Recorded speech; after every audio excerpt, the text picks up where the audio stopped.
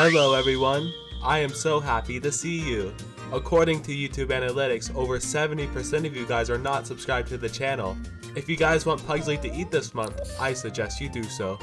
Enjoy the video guys, I'll love you guys forever and always. Hello everyone, and welcome to my Diamond Gnar Guide Season 13. I've been wanting to make an updated Gnar Guide for a little while now. And now that we're Diamond, I want to share my tips and tricks of how I got to Diamond by one-tricking Gnar. And so that you can also use these tips and tricks in solo queues, so hopefully you can climb to a rank like Diamond one day. Trust me, if I can get Diamond with the way I've played, I think most players can get Diamond if they put their mind to it. Anyways guys, let's not waste time and let's get straight into the guide. Alright, so first I just want to introduce myself. Hello, my name is Pugsley or Isaac.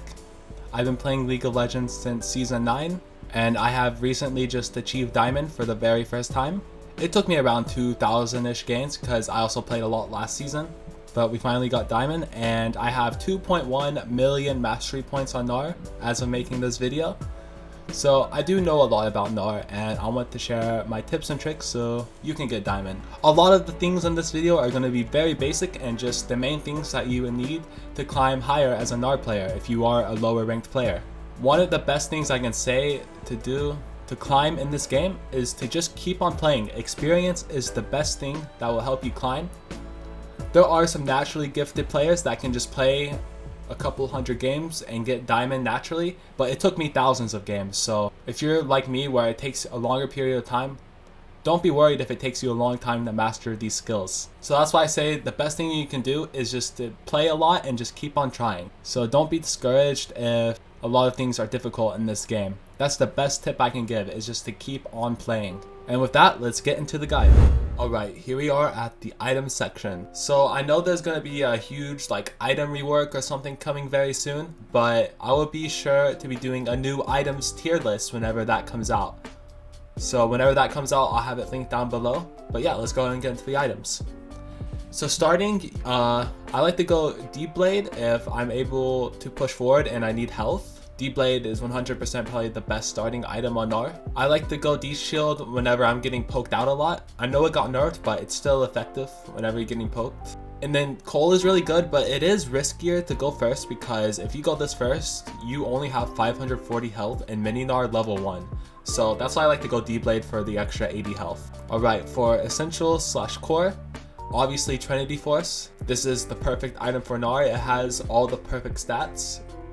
Damage, attack speed, health, ability haste, sheen proc, movement speed. It's just everything that you need on Gnar. Cleaver is also really good on Gnar right now, especially in this day and age where a lot of champions are very tanky or have a lot of resistances. So having this item allows you to get a lot of armor reduction, and it also helps your teammates that need armor reduction as well. And then the movement speed is also amazing. Boots are very essential as well, so building boots early are very good. And then I like to build Cole most of the time if I do not build it first. I think Cole and Deep Blade together are really good. A lot of people don't mention this, but Cole and Deep Blade together is very similar to Vampiric Scepter, because you're getting Omni Vamp and Lifesteal with these items. The only difference is that you're getting health with D-Blade, so in my opinion, I think these two items together are better than a 900 gold Vampiric Scepter. And then at the end, you're getting more gold with Cole, so that's why I like to build D-Blade and Cole together early. And then obviously Control Wards. You don't have to buy too many. 1 or 2 should be good, but later game you probably have to buy more. Don't stress too much about it though. Control Wards aren't as essential as you may think. And then these pots, if you can buy them, they're very good. Because the resell rate on them is very good. I'm pretty sure you can sell them for 90 gold. So at the end of the day, you're only spending 60 gold on this. Alright, let's go to armor.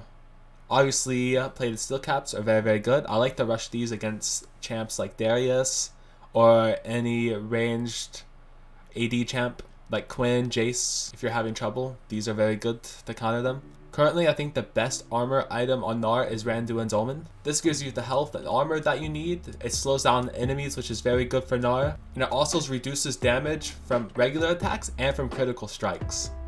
So it's just so good. I think Thornmail is very good for just whenever you need grievous wounds, really. Death's Dance is a good snowball item. It did get changed a little bit though, so I don't like to build it as much. I think Guardian Angel is definitely a better item now though than Death's Dance.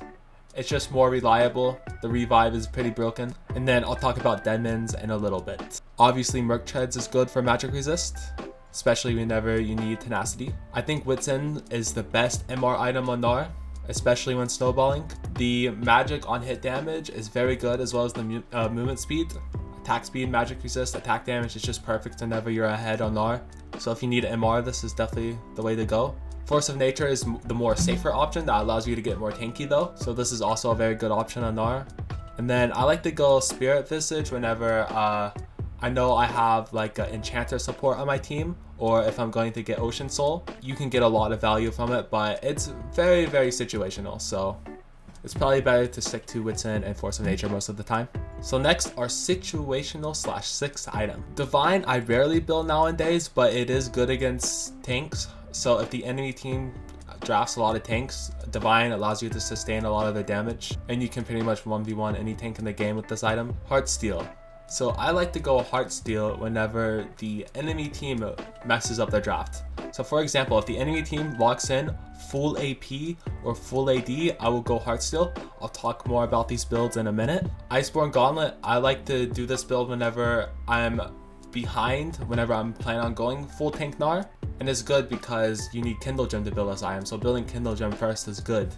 So whenever enemy team's all AD and you're behind, this item is very good because it allows you to be tanky and still do a little bit of damage. Abyssal Mask is very situational. It's whenever you have a lot of AP on your team, and it's just a very valuable item whenever your team drafts mostly AP, but that usually doesn't happen, and the other MR options are usually better on Gnar, so that's why I don't really build Abyssal Mask that much. Styrax Gauge is a pretty good option against bursty teams, or whenever you can't really get that much value from Cleaver. Gargoyle is a more like safer version of Styrax. You don't get damage, but you get armor and magic resist, and then you also get a shield. It's a very good late game item for whenever you need to be extra tanky. Hourglass is a very situational. I don't really build it, but I see some other people build it. You mainly build it for the stopwatch stasis, and that's pretty much it.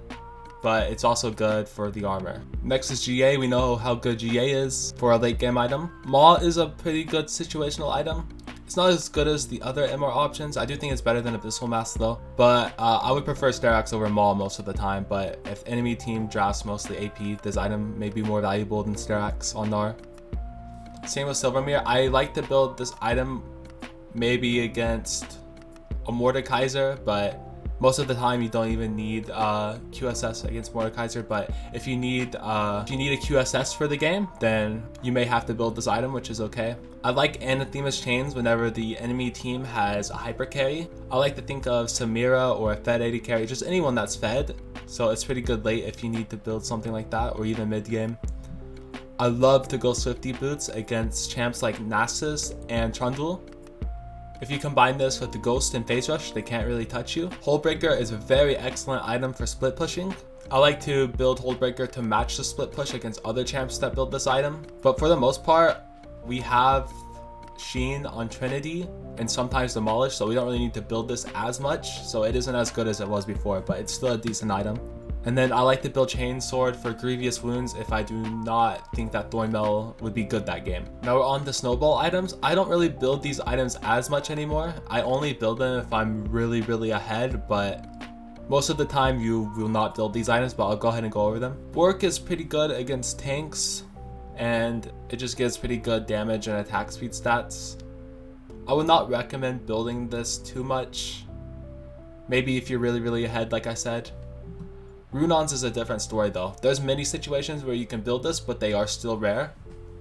Obviously when snowballing you can build this item. I think combined with Rage Blade and Titanic Hydra you can get a really good snowball build effect. All three of them together are excellent together. This is good for clearing waves and getting to Mega Gnar faster. So in team fights where you're just starting out as mini Gnar, this is excellent. But again, I would only build this if you're super ahead, or whenever your base is like getting like destroyed by cannon minions or a lot of minions and your team doesn't really have wave clear, I think this item is good in that situation. So then you could clear waves very easily. But like I said, that situation is very rare where your base is getting like destroyed and you don't have wave clear on your team. So that's why I say this item is very rare to build. So the best situation, that's why I put it under snowball, is whenever you build it, is whenever you're snowballing. Like I said, Rage Blade is a good combination with Runons. I only like to build Rage Blade with Runons. And I guess technically Rage Blade's more rare than Runons since we only build this with Runons. Titanic Hydra, like I said, is very good. I'll talk about this in a minute. And then Phantom Dancer is probably one of the rarest items we build. I would say ignore building this item unless you're playing on hit Gnar for fun. I don't even know why I have this here, honestly. I probably shouldn't have Phantom Dancer here anymore. Alright, so here we are. I'm going to be talking about the full tank Gnar build. Full tank Gnar is actually really good. If the enemy team messes up their draft, they draft full AD, this is the build I want you to go. Rushing Heartsteel first is amazing. This build is good because you can be very tanky, but you're also going to do a ton of damage. Trust me. So the build is to go Grass with Heartsteel and then Boots. I think Deadman's is really good with this build because one thing you do lack from Heartsteel is movement speed, but Deadman's plate allows you to get movement speed. And then Thornmail is really good because you get armor, but you also get the Thorns damage, which is very good. This is more of a damage item rather than an armor item on tank Gnar. I have games where I deal 4 to 5k damage with Thornmail alone, so people underestimate the value that Thornmail gives. And then after you build 2 to 3 items, you can build Titanic Hydra. Titanic Hydra is so good with tank Gnar because you get 30 attack damage base, but off of the bonus health, you could get an extra 50 to 80 health probably in a game. So this item in reality is at least 80, it's at least an 80 damage item, if not more. And then it also gives you wave clear, which you do not really have with full tank Gnar, so this is really good. And then 6th item, you can just go something like a cleaver, so you can do more damage, or any of the situational items that you may need. So same thing for the AP Heartsteel build. You just go Heartsteel, Merc Treads. I think Wits End is really good. This allows you to do a lot of damage and it allows you to get your movement speed. Same with Force of Nature, you just get more movement speed and you get to be more tanky. I think Sterak's Gauge is pretty good since most AP champs are kind of bursty. And then, I don't know, I just put a Warmogs here for situational. These builds it's mostly the first 3 to 4 items, and then the last few items are mostly situational in most games. So lastly, we have the Trinity Force example build, which is the build you'll probably be going most of the time. Just Trinity Force, Boots, Cleaver. If you're ahead, I like to build more AD items, so you could build items like Starax, Witsin, Death's Dance, Guardian Angel. But if you're behind, you can build 2 to 3 AD items, or if you need to be tanky, you can just build 2 tank items or 2 to 3 tank items at the end, like Randuin, Stormel, Force of Nature, the list goes on. So those are my basic item guide on Gnar. I will be going over more items whenever the item rework comes out though, so be sure to look out for that video. Alright, first of all, we need to go over the runes because this is the first thing you'll be doing before you load into the game. So for Gnar, the best rune right now is definitely Fleet Footwork. Fleet is the best, and I'll show you guys later tricks you can do with Fleet Footwork to get even more healing than you may think. But this is definitely better than any other rune on Gnar currently. It gives movement speed and healing, and yeah, couldn't be a better rune for Gnar. Other runes to go with it are Triumph, Alacrity, and Last Stand. I would sometimes go the Tenacity rune just in case I need a little bit more tenacity. Other than that, this is the standard Fleet Footwork. And then secondary, I always like to take Resolve. I sometimes change this. I like to go Demolish if I'm going against a champ like Nasus, where I can just bully them and then get plates for free, or even Kill's a good example. I like going Conditioning for the scaling, but if you're having a tougher time in lane or you just want to sustain more, I think Second Wind and Bone Plating are both great options. Go Second Wind if you're getting poked a lot. And then I think Bone Plating is good against champs like Jax or Irelia. And then Overgrowth is of course very good on Gnar since we have a low HP stat, especially in mini Gnar. And then Unflinching is also good if you just need a little extra tenacity or slow resist. Always go attack speed and then go Adaptive Force, and then you can go Armor or MR depending on the matchup. So these are the main runes on Gnar, but sometimes I do like to go Tank Gnar. I go Tank Gnar whenever the enemy team messes up draft. I'll talk about that later in the item build section. So for tank Gnar, I always like to go grass. You can also go fleet with tank Gnar, but grass is really good. I just like to take all scaling with grasp. And then secondary, I just like to go precision, triumph, and alacrity. If you want to go full scaling, you could go like gathering storm and clarity. Honestly, all of these are good options, but this is the ones I think of. But I would definitely advise precision over the other rune trees. Domination can be okay, but Taste of Blood got nerfed a lot. So I would just say this is the best for tank Gnar. And then for the last runes I want to go over that are really good on Gnar is Phase Rush. Phase Rush, I love to go against champs like Nasus or Trundle. Whenever you go this rune against them, they can't really touch you or do anything. And if you combine it with a Ghost and Swifties, you're pretty much impossible to touch as those champions. So I like to go Phase, Nimbus Cloak, Clarity, and then Gathering Storm for the scaling. And then secondary, you could either go Precision or Resolve. If you need a little bit more sustain lane, I would go Resolve. But I usually like to go Demolish Overgrowth. And yeah, that is my Phase Rush rune page. I will link down below a runes tier list I did on Gnar. I did a couple months ago. So if you want to check out the rest of the runes, like maybe Lethal Tempo, Press the Attack, Conqueror, my opinions on that, I will put that video down below. Alright, now that the runes and items are done and over with, I want to share some tips and tricks that I like to do in game. I'll go over all the basic stuff here. So for Gnar, first you want to always max Q first, and then W, and then E. Do this pretty much every game. I like to go Flash Teleport. I sometimes go Ghost to match like other champions that may go Ghost. And yeah, those are the basics for abilities. And I would like to say one thing though, is that one very important thing on Gnar is that your range changes pretty much every level. So whenever you level up, you can see my range goes up a little bit, level up, range goes up a little bit. So what I recommend is to always hold down C. This allows you to always see your range and your attack range. So in lane, what I usually like to do is push, especially in a matchup I'm favored in. So at start of lane, this is what I do, walk up. I would usually try to Q and get the 3 back minions. It's okay if you can't get them all, but you just want to try to do as much damage as possible and then just push the wave. It's good to get the push on Gnar early because it allows you to get the tempo advantage. It allows you to play up. The only bad thing about this though is the jungle, but I don't really worry about jungle that much. Good thing about Gnar is that you have one of the best escapes from the game from the jungle with your hop. But jungle is still annoying. But I think pushing up is still the play on Gnar.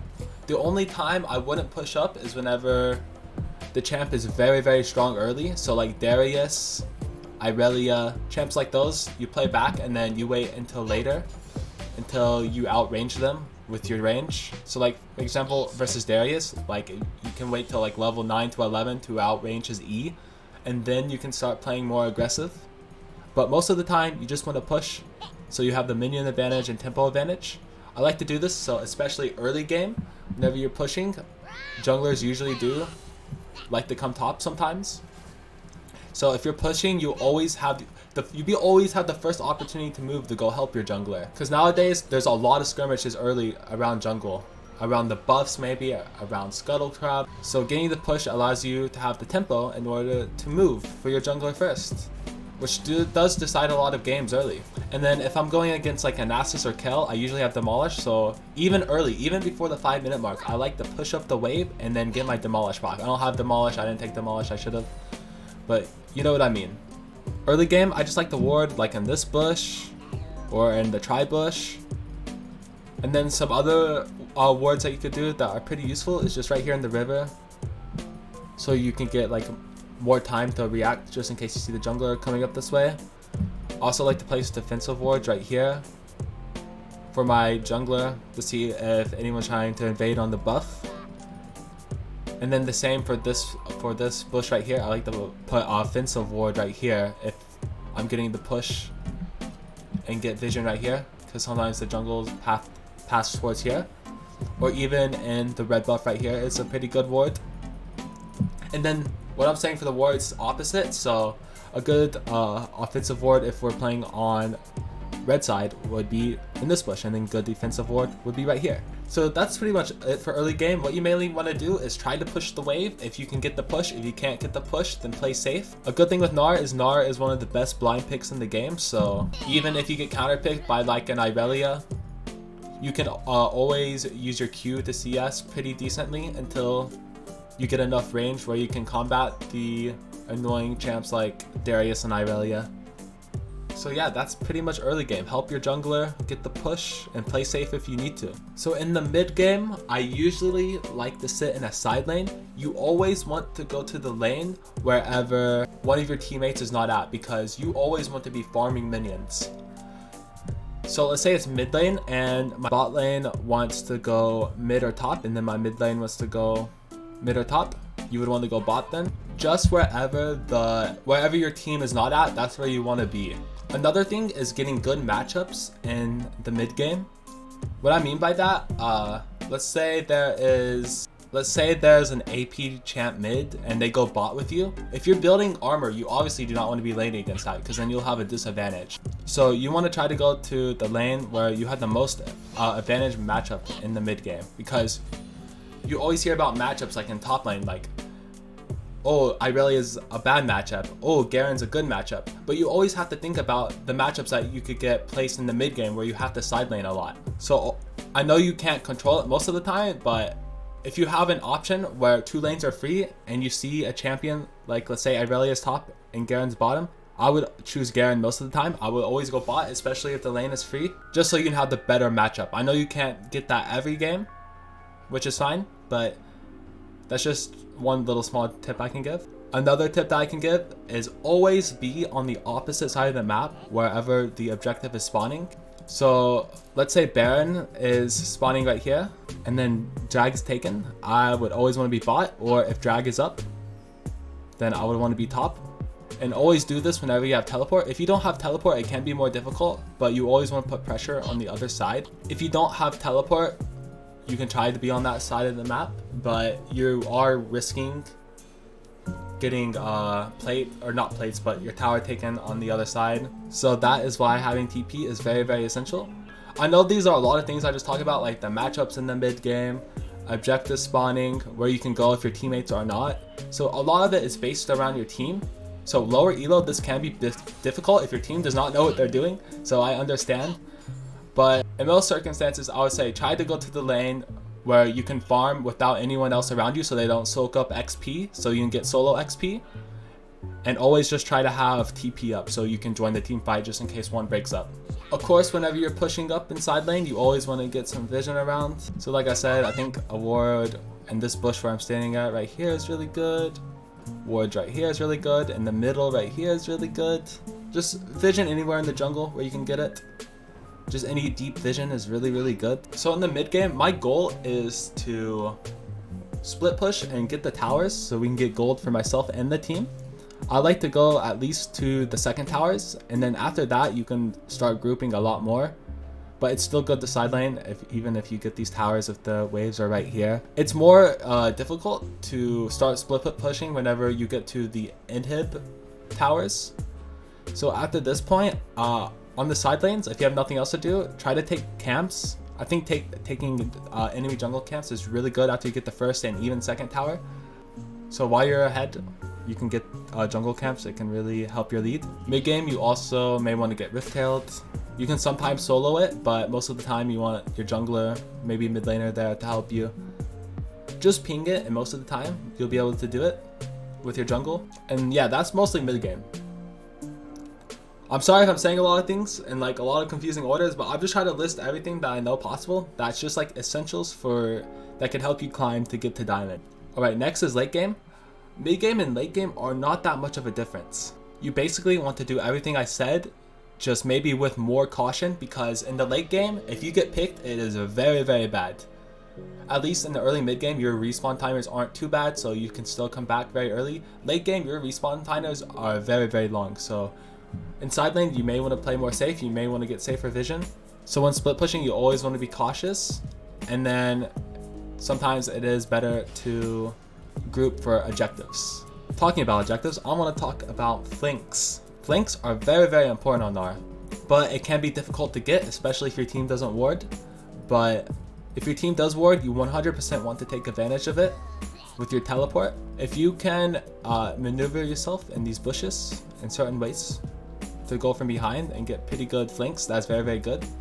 Because your E can jump over most walls in this game. So if you can be able to hide around walls, you are able to get very, very good ults from unexpected positions. So one that I like is on the side of Baron Pit. I'll show you up here. Not most people know this, but you can jump from this into Baron Pit right here and get pretty good ults. Same can be said right here. Even on red buff, you can do it right here. One I like, especially when side laning, is using the Krugs they get here and then using your E to jump over the Krugs like this. They don't really expect it like that. Same with Raptors. Raptor wall into this turret right here is very good for getting ults. So what I'm basically saying is it's very important to find these angles with your E and able to get pretty good flank angles or ult angles. There's many, many different ways you could do it. I would say the most common are around drag and Baron Pit. But just experiment all around the map. I would go into practice tool, just practice using your E trying to jump over all these walls. It's also good to practice using your E to do this so you can have escape tools or make it easier to escape with your E through the jungle. And another thing I should mention is good escape tools with your flash. This is pretty simple. If you practice this if you practice this in practice tool, you should be able to get it easily. Flash is definitely a better version of your hop because it goes a further distance. So you can get amazing ults like this. This is pretty rare, but you can get unexpected ults if enemy team is grouped here. So those are the important positions that you maybe want to be in for team fights. It's definitely different every game, so I can't say every game what you're gonna do, but those are some tips I can give with the E and flash. Alright, so I'm gonna say this because I forgot to mention it whenever recording earlier. So the main two objectives in the game are obviously Baron and Dragon. You basically always want to be at Dragon after the second drag, but it is okay to get pressure on the other side of the map as long as you have teleport. And you always want to be around Baron, as this is arguably one of the most important objectives in the game. But I want to talk about how you can control the game with Baron. So usually with Baron, now you have Baron buff, you usually want to push up the lanes that where you have not taken the most towers at. So right here, this is practice tool example. There's so many minions here. Oh my god, I should probably toggle tower invisible, but this is a good example though. So let's say this is the situation and you have Baron. I think the best thing to do in this situation is probably for you to go bot and get these towers pushed up. Like maybe have 1 or 2 people go mid and the rest of your team go bot, and then just push like that. A lot of combinations, like let's say all of the towers are taken, there's only inhib towers left. It's good to do a thing called a 1-3-1. You basically have 1 person top, 3 people mid, 1 person bot. It's situational every game, but you usually want to be one of the 1s and not the 3, of course, since you have teleport. But the good thing about the 1-3-1 is if your team's fighting mid, you're always taking a tower in the side lane basically. So that's why 1-3-1 with Baron is really, really good. Sorry, my dog is barking, but hopefully you can't hear. But basically, that's one of the main formations you can do. Let's say that these towers up here are taken, like this inhib tower, this inhib tower. What you want to do, your whole entire team should go bot here. You should ping to go bot, especially if all these towers are still up, or even if the second tower is still up. You want to go bot and get the pressure on this map. And one thing you want to do is even out the waves on all 3 lanes, so you have pressure consistently on all 3 lanes with the Baron minions. And yeah, those are the basic tips I can give with Baron late game. And with Elder Dragon, you always want to be at Elder Dragon 5 if that is up, of course, because that will basically decide the game. Alright, so those are the basic tips for late game macro. Let's get to the abilities. Now with the basics, I want to head to the abilities and combos. So abilities on Gnar are very, very basic. I went over this a million times. Q is your boomerang. You throw it and it slows enemies that you hit, and it gives you a reduced cooldown whenever you catch it. W is hyper. Whenever you auto a champion 3 times, you get magic damage and movement speed. You can also use your Q to get hyper, as well as your E in mini Gnar. The cool combo I like to do is Q auto attack E, just gives you a simple proc. Qing and Eing at the same time with the auto attack gives unexpected damage, especially in mini Gnar. And then your R in mini Gnar just increases hyper's movement speed. In mega Gnar, you have a big boulder that you throw, and you can pick it up to reduce its cooldown. It just slows down the enemy and does a lot more damage than the boomerang. In mega Gnar, your W is Wallop. It just stuns anyone that you hit it with. In mega Gnar, your E is Crunch, similar to Hop, except that it does damage and slows everyone that you hit with it. And then lastly, one of your most important abilities in mega Gnar is your R. And when used, you can stun everyone into the wall. Another way that you can use it is to push them backwards into a team fight. So like jumping in, ulting in like this, pushing them back to your team is very, very good. But most of the time you want to try to hit them in the wall so you get that stun and extra damage. So what you saw me do earlier is an animation cancel. Animation cancels are pretty easy. You just have to go in practice tool and practice them. But basically you want to do it whenever you're using your hop in mini Gnar. And then right after you do that, you want to press R and then you get animation cancel. Basically to do this, the best way to master this, just go in the practice tool and practice it for maybe like 15-20 minutes. That is the best way you can get animation cancels on Gnar. Another animation cancel that you can do is with your W. Just same thing, you go in, press your W, get in, boom. Pretty easy. So just some basic combos, I'll show you the one right here. You go in, animation cancel, auto, W, auto, Q, auto. That's the very basic combo. If you're not getting animation cancel, the combo is just as simple. So let's just wait for this. So if you can get a Q and then jump in, auto, R, auto, W, auto, Q, auto. So you see what I'm doing here. You want to weave in your autos in between each ability. If you can, of course. If you can't, it's okay. It's still okay just to go with abilities. But if you can auto in, if you can weave in autos, that is very, very good. I need to make these towers invincible, my bad. But what you want to do is to weave in autos. This allows you to get the most damage possible. And then it's also very good Trinity Force because you get your Sheen proc a lot, which allows you to do a lot more damage. So the most important thing to practice on Gnar is your animation cancels and weaving in your autos and your mega Gnar combo. I hope I didn't make that too confusing. It's pretty simple. Just go into practice tool and I'm sure you'll get it very, very quickly. Now I want to talk about why Gnar may be one of the more difficult champs to pick up. As you can see by Gnar's passive, he has a rage bar. This is one of the more challenging things about Gnar's kit, is that it's sometimes hard to control your Gnar bar. As you hit or get hit by enemies, your bar goes up and you can't really control it if you're getting hit by enemies. One thing I can suggest is, especially before team fights, is to always have your rage bar around the 80 to 90 mark. So you just always have mega Gnar whenever you have a team fight for a little bit. You can't control it all of the time, which is okay, which can be frustrating, which is one of the reasons why Gnar isn't like the most reliable champ in solo queue. On paper, Gnar is really, really good, but you have to have your team communicate with you, and that can be sometimes hard in solo queue. That's why Gnar is really, really, really good in pro play, because you can easily communicate with your team and they're really, really good.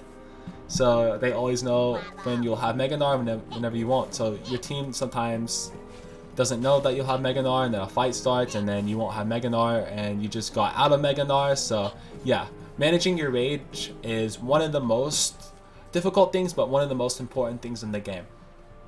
In lane, it can be a little bit easier, but it can also be more difficult because your enemy's always hitting you. But if you're slow pushing a wave towards their tower, you can sometimes manage it. But over time, you'll learn how to manage rage a little bit easier. It'll be easier over time, but it is a very hard thing to master. But one thing I'll say is that over time, you will get better at it if you truly do want to master this champ. So one thing I just want to say is that the rage can be very difficult to manage, but over time, you will learn, trust me. I still have trouble to this day managing Gnar rage, but it's just the thing with the champ, and yeah. I would definitely say that this is one of like the most frustrating things about the champ, but also one of the more fun things about the champ. Alright, so I just want to go over some last tips that I have, just some small little tips. If you are, let's say you lost some HP in lane and you're pretty low, maybe lower than this. What I'd like to do, you can do this on red side as well with Krugs. I like to go and hit Gromp and just leash it and get healing with my fleet footwork. You can get like 100 health with this